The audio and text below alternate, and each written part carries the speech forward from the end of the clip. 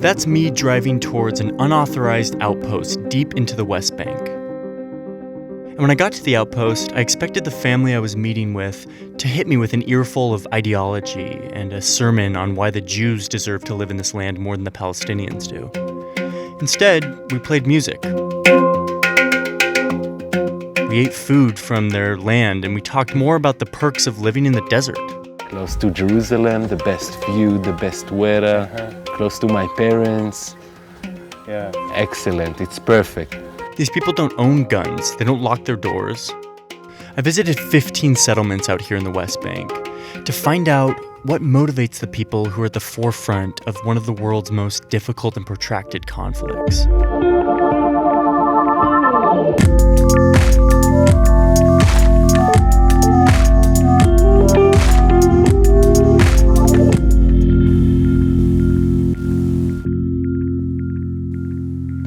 The West Bank is home to 2.2 million Arabs and seen by the international community as the part of a future Palestinian state.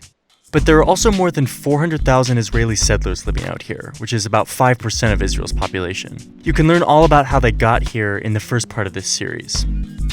Many of the first Jewish settlers who trekked out here in 1967 were driven by a strong ideological mission to claim this land for Israel. But things have changed quite a bit since then. Of last year. Carried them, okay, and then Murphy carried them to the playoffs. Spend 10 minutes in a settlement today, and you sometimes feel that you could just as easily be in a New Jersey suburb.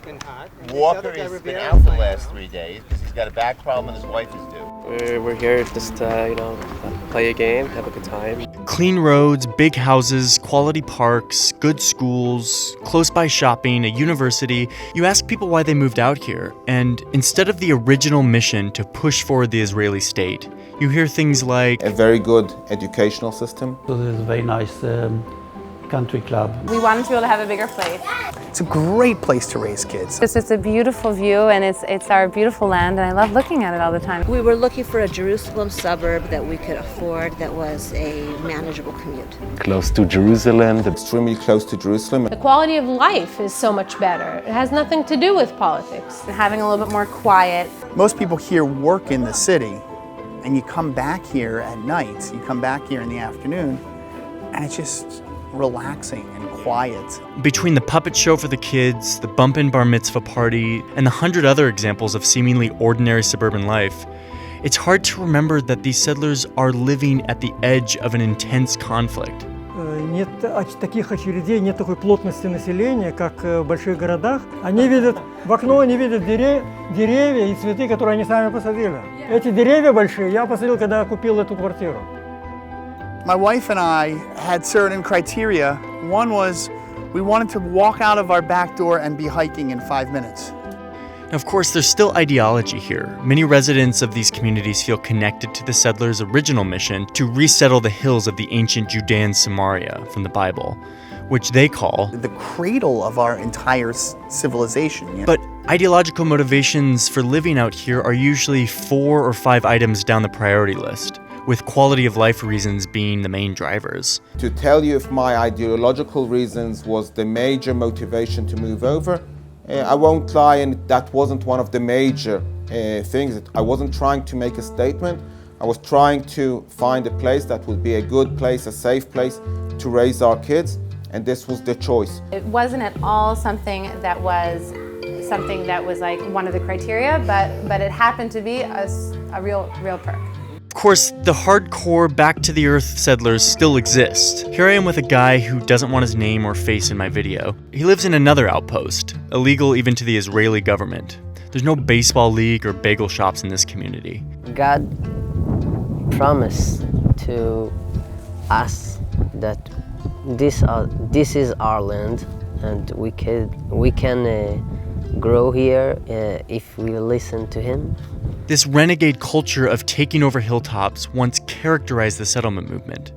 But now, the zealous ideology that started the movement has been diluted by more practical factors like house prices and quality of schools. This real estate ad for a settlement community, I think, perfectly captures the blend of quality of life motivations with a hint of ideological fervor sprinkled in. If you've always felt a deep yearning for Jerusalem, Now is a once-in-a-lifetime opportunity, not only to stand within its gates, but also to build the home of your dreams there.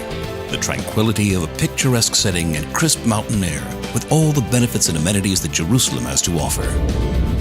Ramat Givat Ze'ev is adjacent to the city of Givat Ze'ev and is connected to Jerusalem via two main highways. But make no mistake, there's still a conflict here, an occupation of land that has enormous impact on the lives of Palestinians.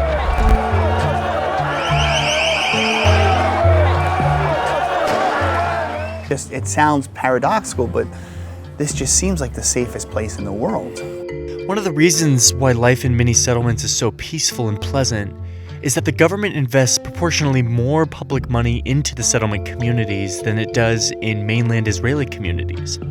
Schools in the settlements receive better funding than mainland Israeli schools in the form of better salaries for teachers and other educational benefits for the kids. Nearly 1/3 of all subsidized housing in Israel is in the settlements, even though only 5% of Israelis live there. And in the past, the government even ran a mortgage subsidy program that made living out here much cheaper than mainland Israel. And things like public transportation are cheaper for settlers than mainland Israelis. An Israeli think tank found that the government spends about $950 on each West Bank resident. That's more than double what it spends on people living in Tel Aviv or Jerusalem. The settlement enterprise has become a fixture of Israeli institutions and society, which helps explain why you don't need to be an ideological activist if you want to live out there. I can't hide the quality of life that people are enjoying here, okay? I can't hide the fact that people are moving from the United States from very luxurious big homes and they choose to live in Efrat. And they're not suffering in Efrat, okay? They're managing to maintain a very similar quality of life. On top of government support, lots of the gyms, theaters, and parks in the settlements are funded by foreign donors, usually Americans, with ideological motivations. So what you end up with are these attractive communities that feel totally ordinary and livable, but that are built on an ideological mission and that carry heavy political significance both domestically and internationally. Even these unauthorized outposts that are illegal under Israeli law enjoy a good amount of support from the government. Like this government-provided soldier to protect this illegal community, or a playground that's built by the government, as well as public waste and recycling collection, all in a place that has been deemed illegal by the government. My house, the government built it. That's a fact. That's a fact. These places are connected to public water and electricity. They're totally supported in spite of being unauthorized. And we have here everything from internet to water to electricity to like everywhere. But often to appease the international community, the government still tries to appear tough on these unauthorized settlements. Back on that illegal outpost, my contact tells me that the authorities show up about once a year to knock down a settler's house and then take a picture of it to show the world that they don't tolerate illegal settlements. But in reality, they clearly do. And most of the reason is international political reason. International forces, international political stupid reasons. Since 1967, there's been wide government support from both right and left-wing parties in Israeli politics, which both have separate reasons for supporting the settlers. And while this support is not the only or even the main reason why settlements are growing, it has surely helped turn the settler experience into a mainstream, livable, and often enjoyable situation. The original mission of the settlement movement was to claim land deep into the West Bank, preventing a Palestinian state. Here are the Palestinian population centers in the West Bank, and here are the settlements. Any proposal for giving Palestinians their own state now has to take into account the hundreds of thousands of Israelis living out here. No one seriously considers it possible to remove all 400,000 residents. And while negotiations are in a standstill, Israel keeps issuing permits and settlements continue to grow. These whole peace talks are like two guys negotiating over a pizza while one of them is eating a pizza.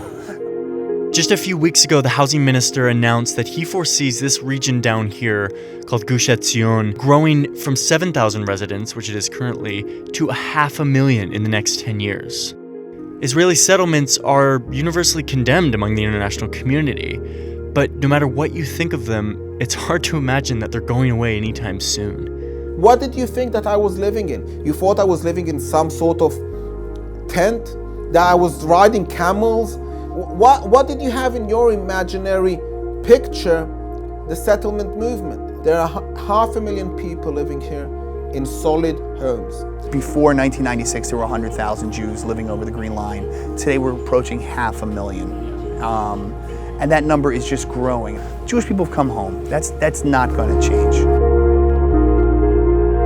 In this video, I talked to a lot of settlers whose motivations were more practical than ideological. In the next video, I'm going to go to Jerusalem and talk to the settlers who are at the epicenter of the conflict. Settlers whose motivations are certainly much more ideological than practical. I also want to note that in this video I talked to a lot of American settlers in the West Bank. Americans make up about 15% of the settler population. I also talked to settlers from Holland and Russia and all over the place. The West Bank really is full of settlers from all over the world.